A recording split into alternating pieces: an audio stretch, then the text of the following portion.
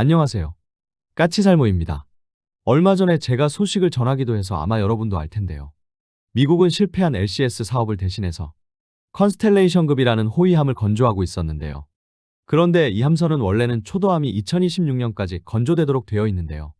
2024년부터 건조하기 시작한 초도함이 지금 현재 공정률이 12%에 불과할 정도로 정상적으로 건조가 이루어지지 않고 있었고, 그래서 미 해군에서는 컨스텔레이션급 사업을 취소하고 지금 건조 중인 두 척만을 도입하고 사업을 중단한다고 발표를 했습니다. 그러면서 미 해군은 컨스텔레이션급을 대신할 신규 함선을 찾기 시작했는데요. 현재 그 후보로 강력히 부상하고 있는 게 일본과 우리나라입니다. 그래서 오늘은 그 이야기를 해볼까 합니다. 그 전에 앞서서 여러분도 알겠지만 이번에 해병대를 위한 고속 전투주정인 청새치가 드디어 진수되었는데요. 이 함선은 스웨덴에서 개발한 CB-90과 비슷한 함선으로 우리 해병대가 해상에서의 신속한 기동을 위해서 개발되었습니다. 이 함선은 우리 해병대 최초의 수상함이라고 하고요. 속도는 무려 45노트, 그러니까 시속 80km라고 하고요. 참고로 스웨덴의 CB-90은 최대 속도가 40노트로 우리의 청새치가 좀 더 빠릅니다. 그리고 한정의 12.7mm RCWS와 두정의 K-16 기관총으로 무장을 하고 있고 해병대원 20명을 탑승시킬 수 있는데요. 결론은 그렇게 오랫동안 기다리던 고속상륙정이 드디어 나왔네요.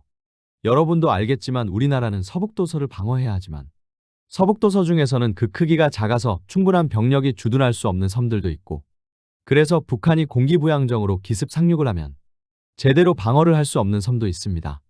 그럴 경우 우리의 청새치가 무척 필요한데요. 결론은 북한이 우리의 특정 섬에 기습 상륙을 해오면 우리는 그 섬을 북한이 전부 점령하기 전에 이 청새치를 통해서 보충 병력을 투입할 수 있기 때문입니다. 그리고 만일 우리 군이 북진을 하게 되면 우리 해병대는 이 청새치를 활용해서 북한의 서해안 지역에 소규모로 기습 상륙을 할 수 있고, 그리 되면 북한은 서해에 배치된 병력을 우리 군의 북진을 방어하는 데 동원하지 못하고 서해를 방어하기 위해서 묶어둘 수 있다는 점에서도 정말 우리에게는 꼭 필요한 함선이었는데요. 그래서 이번 청새치의 진수는 우리 해병대에게는 정말 기쁜 소식이 아닌가 합니다. 그리고 제가 얼마 전에 루마니아 장갑차 사업에 독일 라인메탈사의 링스 장갑차가 선정되어서 우리 한화의 레드백이 탈락을 했다고 했는데요. 바로 루마니아 정부에서 이 사실을 부인했습니다. 루마니아 정부에서는 아직 이 사업의 사업자가 정해지지 않았다고 하고요. 그래서 현재 시점을 기준으로 우리 한화도 아직 이 사업에 살아남아 있는 상태입니다. 그래서 한화는 지금 루마니아의 레드백 장갑차의 80%를 루마니아 현지에서 생산을 한다고 제안을 한 상태입니다. 현재 루마니아는 우리 한화의 K9 자주포를 도입하기로 했고, 그래서 한화는 루마니아 현지의 담보비바차라는 지역에 K9 자주포 생산 거점을 마련하고 있는데요. 한화는 바로 이 담보비바차 공장에서 레드백 장갑차를 생산한다고 하고요. 그래서 EU의 국방력 강화 정책자금인 SAFE가 요구하는 65% 이상을 유럽 현지에서 생산해야 한다는 요구 조건을 충족하겠다고 밝히고 있습니다. 그래서 루마니아가 우리 레드백 장갑차를 선정을 해도 SAFE 자금을 사용할 수 있게 되는 것입니다. 그에 반해서 우리 레드백 장갑차의 최대 경쟁자인 독일 라인메탈사의 링스 장갑차는 루마니아가 아닌 헝가리에 생산 거점을 마련한 상태라 루마니아 사업에서는 우리 한화의 레드백이 앞서가고 있다고 할 수 있습니다. 아무튼 저도 외신 기사를 그대로 전한 거기는 하지만 어쩌다 보니 또 다시 잘못된 사실을 여러분에게 알리게 된 셈이네요. 그 점은 무척 죄송합니다. 그래서 현재 루마니아의 장갑차 도입 사업은 아직도 우리의 레드백 장갑차와 독일의 링스가 경쟁 중입니다. 그리고 좀 재미있는 기사가 나왔는데요. 여러분도 알겠지만 노르웨이는 지금 다련장을 도입하는 사업을 하고 있고, 이 사업에서는 우리 한화의 천모아 그리고 독일의 PULS, 미국의 하이마스가 경쟁을 하고 있었는데요. 최근에는 독일의 PULS가 이 사업에서 탈락했다고 소식을 전하기도 했는데요. 그런데 이번에는 노르웨이에서 사거리 500km의 타격 시스템의 도입을 모색하고 있다고 하네요. 결론은 노르웨이에 가해지는 안보 위협이 그 어느 때보다도 강해지고 있기 때문이라고 하는데요. 이번에 노르웨이가 사거리 500km의 타격수단을 새롭게 요구하고 있는 이유는 결론은 이 타격수단을 통해서 러시아의 북부함대의 사령부가 있는 무르만스크를 타격할 수 있게 하기 위한 거라고 하고요. 여기에 더해서 노르웨이가 사거리 500km의 타격수단을 획득하면 콜라반도 전체에 대한 공격을 수행할 수 있고, 더욱이 장거리 항공기를 주로 운용하는 올레냐 공군기지까지 타격할 수 있다고 합니다. 그래서 노르웨이는 갑자기 사거리 500km의 타격수단을 원한다고 하는데요. 재미있는 점은 이게 과연 우연이냐는 것입니다. 여러분도 알겠지만 우리나라는 중동 국가의 요청에 의해서 지금 사거리 500km의 CTM-500이라는 신형 전술탄도 미사일을 개발할 계획인데요. 마치 노르웨이가 이걸 알고 자신들에게도 CTM500을 공급해달라는 이야기 같기도 하고요. 참고로 이미 미국에서는 노르웨이에 대한 하이마스 판매 승인이 나와 있는 상태인데요. 이 판매 승인에는 하이마스 차량은 물론 하이마스의 핵심 무장인 GMLRS와 그리고 에이테킴스까지 포함되어 있지만 정작 하이마스의 무장 중에 사거리 500km가 넘는 PRSM은 포함이 되어 있지 않다고 합니다. 그래서 만일 노르웨이가 하이마스를 선택하고 사거리 500km 이상의 타격수단을 확보하려면 미국에게 PRSM의 판매를 별도로 요청을 해야 합니다. 그래서 분명한 건 이번 노르웨이의 사거리 500km 타격수단 확보 요구는 우리에게 유리해 보이는 건 분명한 사실입니다. 그래서 노르웨이가 우리 천무를 선택할 가능성은 더 높아진 거라고 할 수도 있네요. 그리고 더 웃기는 건 이번에 또 폴란드가 새로운 장거리 타격수단을 요구하고 있다고 합니다. 현재 폴란드는 JASSM 이하를 도입해서 이미 사거리 1000km의 타격수단을 확보한 상태인데요. 여기에 더해서 새로운 장거리 타격수단을 원하고 있고 이번에 요구하는 건 지상에서 즉각적으로 발사 가능한 새로운 장거리 타격수단을 원하고 있다고 하네요. 물론 폴란드는 하이마스를 도입하고 있고 이 하이마스에서 에이테킴스를 운용하게 되고 우리나라에 천무도 도입하고 있고 천무에서도 CTM290을 앞으로 운용하게 되지만 이 미사일들은 최대 사거리가 고작해야 300km 정도에 불과하고 폴란드는 이보다 더 긴 사거리의 타격수단을 원한다고 합니다. 뭐 이것도 결론은 폴란드도 CTM500을 달라고 하는 소리네요. 아직 개발도 안 된 미사일을 서로 달라고 아우성이니 참 뭐라고 해야 하나. 분명한 건 노르웨이와 폴란드의 이런 태도를 보면 CTM500이 앞으로 우리 천무를 수출하는 데 있어서 엄청나게 큰 장점으로 작용하게 될 거라는 점입니다. 그럼 이런 이야기는 여기까지 하고 다시 컨스텔레이션급 사업에 대한 이야기로 돌아와서 원래 이 사업은 과거 미 해군이 냉전시대 때 대량으로 건조한 올리버 해저드 페리급을 대체하는 사업인데요. 미 해군은 올리버 해저드 페리급을 대체하기 위해서 LCS 사업을 했지만 LCS 사업은 지금 완전히 망하고 심지어는 이미 건조된 함선도 조기 퇴역시킨다고 합니다. 그래서 미 해군에서는 이미 전부 퇴역한 지 오래된 올리버 해저드 페리급을 대신할 신규함이 여전히 없는 상태이고 그래서 추진된 게 차세대 호위함 사업인 FFXG 사업입니다. 이 사업의 후보로는 미국 로키드 마틴의 LCS 프리덤함의 변형인 3500톤급 함선과 그리고 미국 오스탈 USA의 인디펜던스의 변형인 3100톤급 함선, 미국 헌팅턴 잉걸스의 인더스트리급인데요. 이 함선은 미 해안경비대의 레전드급 경비함을 바탕으로 하는 함선이고 4200톤급 함선입니다. 그리고 이탈리아의 핀칸티에리의 카를로스 베르가미급을 바탕으로 하는 7000톤급 함선, 스페인 나바티아 조선소와 미국 제너럴 다이나믹스 연합팀에서는 스페인의 신형함인 F배급 알바로 대 바장급을 기반으로 하는 5500톤급 함선을 후보에 올렸었고요. 최종적으로 미 해군이 선정한 건 이탈리아의 핀칸티에리였는데요.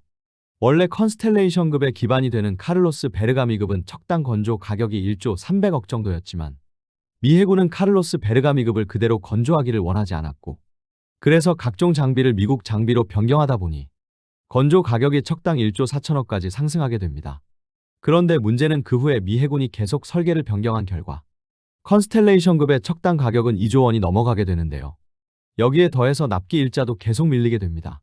원래 이 사업의 사업자가 선정된 2020년에는 2030년까지 20척의 함선을 건조하는 게 목표였지만 지금은 초도함이 2029년에 등장하게 생긴 상태이고요. 컨스텔레이션급의 초도함의 건조는 작년인 2024년 4월경에 시작을 했는데 미 해군이 이 사업을 취소하기로 발표한 11월 25일을 기준으로 컨스텔레이션급의 공정률은 불과 12%에 불과했습니다.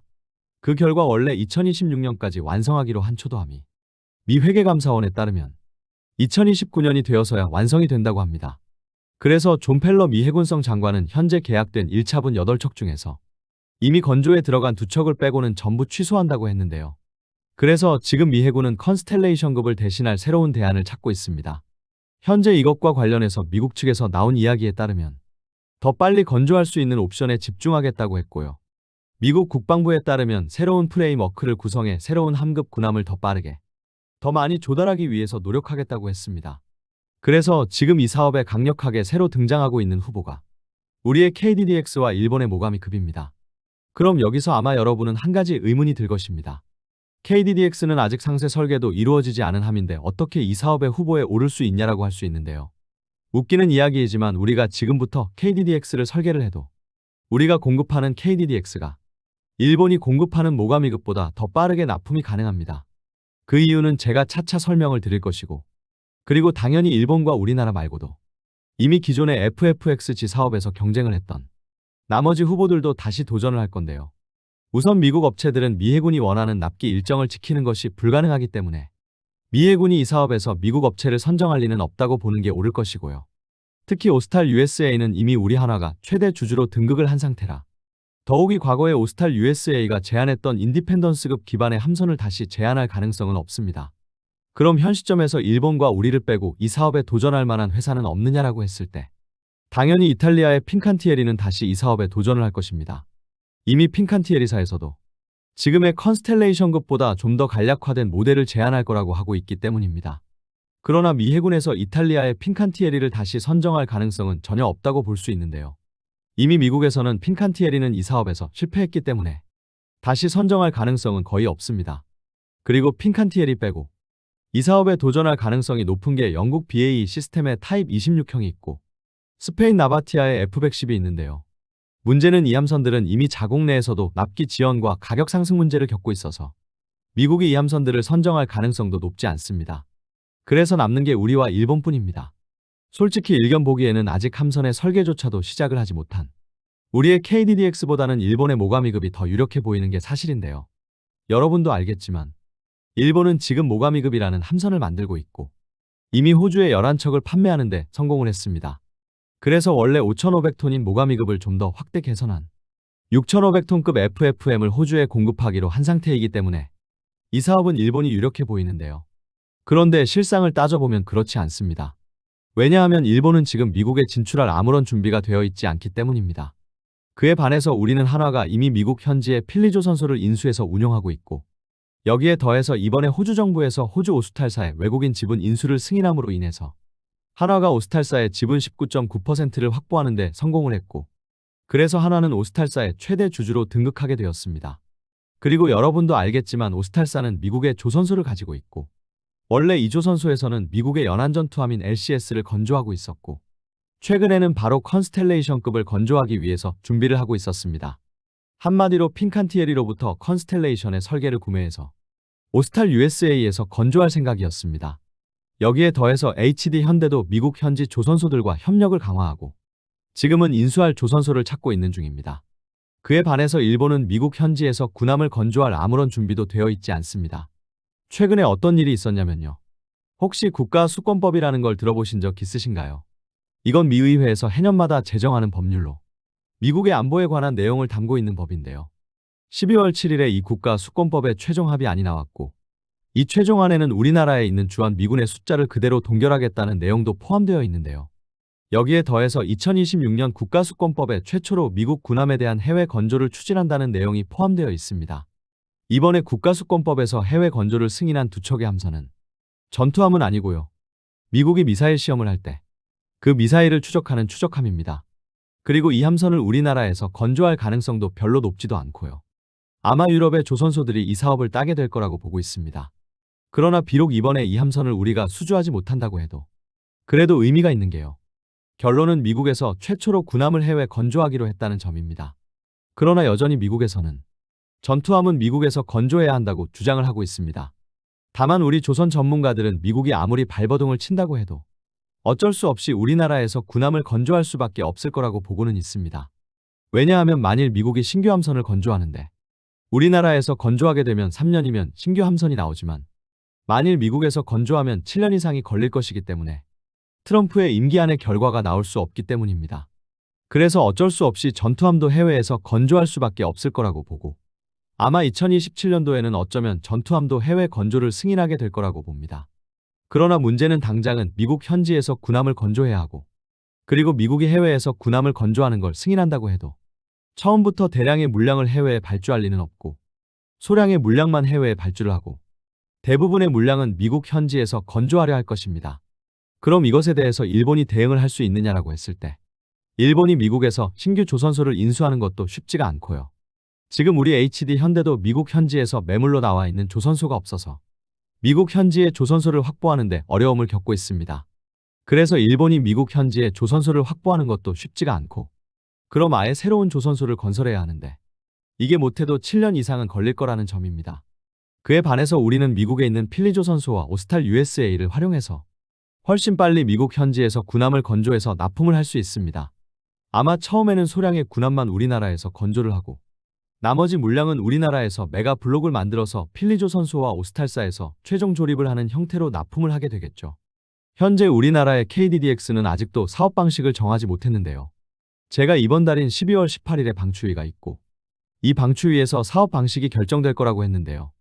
원래 18일에 있을 거라던 방추위도 현재는 12월 22일로 밀려있는 상태이고 지금 방사청은 공정위에 현대와 한화가 KDDX를 공동으로 설계하는 상생안이 단합인지 아닌지에 대한 유권 해석을 의뢰한 상태입니다. 그래서 만일 공정위가 현대와 한화가 KDDX를 공동으로 설계하는 게 단합행위가 아니라고 유권 해석을 해주게 되면 KDDX 사업은 최종적으로 현대와 한화가 공동으로 건조하는 상생안으로 가게 될 가능성이 높다고 보고요. 그리고 미국의 호위함 사업을 위해서는 오히려 저는 잘 되었다고 봅니다. 우리나라는 지금 K조선 원팀을 만들고 그래서 해외 수주에서는 현대와 한화가 경쟁을 하지 않고 원팀을 만들기로 했고 그래서 잠수함은 한화가 중심이 되고 수상함은 현대가 중심이 되기로 했습니다. 그래서 지금 캐나다 잠수함 사업은 한화가 중심이 되어서 사업이 진행 중인데요. 만일 우리가 미국의 차기 호위함 사업에 도전을 하게 되면 K조선 원팀에 따라서 그 중심은 한화가 아닌 현대가 되어야 합니다. 그런데 문제는 지금 현재 미국 현지의 함선 생산 기반을 구축한 건 현대가 아니라 한화입니다. 그래서 만일 두 업체 중에서 한 회사가 KDDX 사업을 수주하게 되면 아마 분명 미국의 차기 호위함 사업에서 문제가 되었을 것입니다. 그러나 KDDX 사업을 두 회사가 공동으로 하게 되면 미국의 차기 호위함 사업의 건조를 두 회사가 분담해서 진행을 할 수 있기 때문입니다. 그래서 어떻게 보면 지금 KDDX를 한화와 현대가 공동 건조할 가능성이 높은 건 우리에게 아주 잘된 일이라고 저는 봅니다. 그리고 지금 비록 우리의 KDDX가 아직 설계가 되어 있지 않다고 해도 어차피 일본의 모가미급도 그대로 미국 시장에 진출을 할 수는 없고 컨스텔레이션급처럼 미국이 요구하는 사양을 반영해서 새롭게 설계를 해야 합니다. 아마 미국이 모가미급을 선정하게 되면 당연히 컨스텔레이션급처럼 모가미급에도 레이더나 전투정보 시스템 그리고 무장 등을 미국산 장비를 탑재해 줄 것을 요구할 것이고 이걸 새롭게 설계하는 것도 못해도 2년에서 3년은 걸릴 것입니다. 그래서 KDDX 상세 설계에 3년에서 4년 정도가 걸리는 건 그리 큰 문제가 되지 않을 거라고 보고 차라리 우리는 현대와 한화가 KDDX를 공동 설계하게 되면 두 팀으로 나누어서 한 팀은 우리 한국군 사양의 KDDX를 나머지 한 팀은 미국이 요구하는 사양의 KDDX를 설계하는 것도 가능하기 때문에 모가미급이 이미 개발이 완료되어서 건조까지 되었다고 해서 그것 때문에 그렇게 큰 장점을 가지지는 못할 것입니다. 결론은 이 사업에 있어서 가장 중요한 건 현재 이 함선의 상태가 어떤 상태이냐가 중요한 게 아니라 미국 현지에서 얼마나 빨리 군함을 건조해서 미국 해군에게 납품을 할 수 있냐가 가장 중요할 것이며 그 점에서는 일본에 비해서는 우리가 압도적으로 유리하다고 저는 봅니다. 한마디로 일본과 우리 중에서 초도함을 미국 현지에서 누가 더 먼저 빨리 건조할 수 있냐가 중요하고 그 점에서는 우리가 압도적으로 앞서 있다는 것입니다. 일각에서는 미국의 차기 호위함 사업에 충남급을 제한하자는 이야기도 있지만 우리는 호주의 교훈을 잊지 말아야 할 것입니다. 결론은 충남급은 그 함선의 설계, 특히 함선의 거주성과 확장성이 너무 낙후되어 있기 때문에 결코 미국이 요구하는 요구 조건을 충족할 수가 없습니다. 그래서 이 사업에는 절대로 충남급을 제한해서는 안 되고 비록 아직은 존재하지 않는 함선이라고 해도 우리는 과감하게 KDDX를 미국에게 제한을 해야 한다고 생각을 합니다. 특히 컨스텔레이션급이 실패한 이유가 미국 해군이 함선에 대한 요구 조건을 계속 변경해서라고 알려져 있기 때문에 아예 이번에는 미국 측에게 우리 KDDX의 설계 단계부터 참여를 해서 그들의 요구를 반영하게 하는 게 가장 좋다고 저는 봅니다. 제가 미국은 앞으로 우리 KDDX를 도입할 수밖에 없을 거라고 대략 8개월 전에 영상을 올린 적이 있는데요. 지금 저희 생각대로 되어가고 있는 것 같아서 너무 기분이 좋고요. 그래서 지금은 무엇보다도 우리나라 무기 사업 중에서 어쩌면 KDDX가 가장 중요한 사업이 아닌가 합니다. 어떤가요, 여러분? 여러분이 보기에는 미국이 일본과 우리 중에서 어디를 선택할 거라고 보시나요? 이상 영상 봐주셔서 감사합니다.